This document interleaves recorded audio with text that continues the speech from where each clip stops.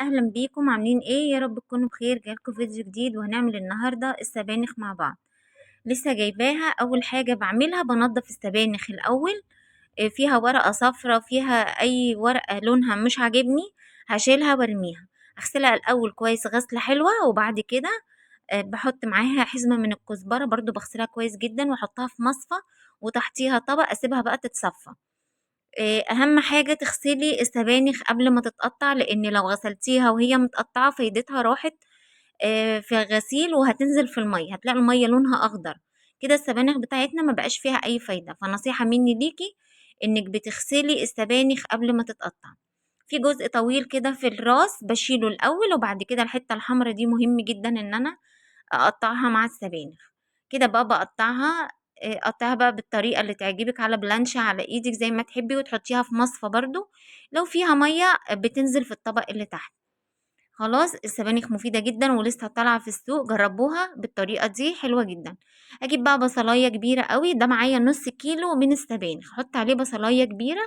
احط عليه 3 معالق من السمنة وعليهم 3 معالق من الزيت. انا بحب اطبخ سمنة وزيت مع بعض. حابة تطبخي بسمنة بس بزيت بس، اللي رايحك اعمليه. بس انا بقولك ان انا بعملها بسمنة وزيت بتطلع حلوة جدا. هدي البصل تقليبة يا دوبك، بس ادبله كده، مش هديله لون، وهنزل عليه بالسبانخ بتاعتي. هفضل اقلب في السبانخ لحد ما تلاقوها بقى صغرت كده، ما بقاش فيها ولا نقطة مية. نص كيلو السبانخ هحط عليه كيلو الا ربع من القوطة، لان السبانخ بتحب القوطة، لازم تبقى حمرا لان هي مخدرة. لو السبانخ خضرا فلو حطيتي قوطة قليلة هتبقى السبانخ مش لونها احمر. خلاص، فحطي كيلو الا ربع على نص كيلو. هقلبها بقى كويس كده مع الطماطم، ومصنص بقى الشفشق كده بشوية مية زي امهاتنا. حط بقى معلقة من الفلفل الاسود، معلقة صغيرة من الكمون، يعني الكمون يبقى اقل من الفلفل الاسود. 7 بهارات.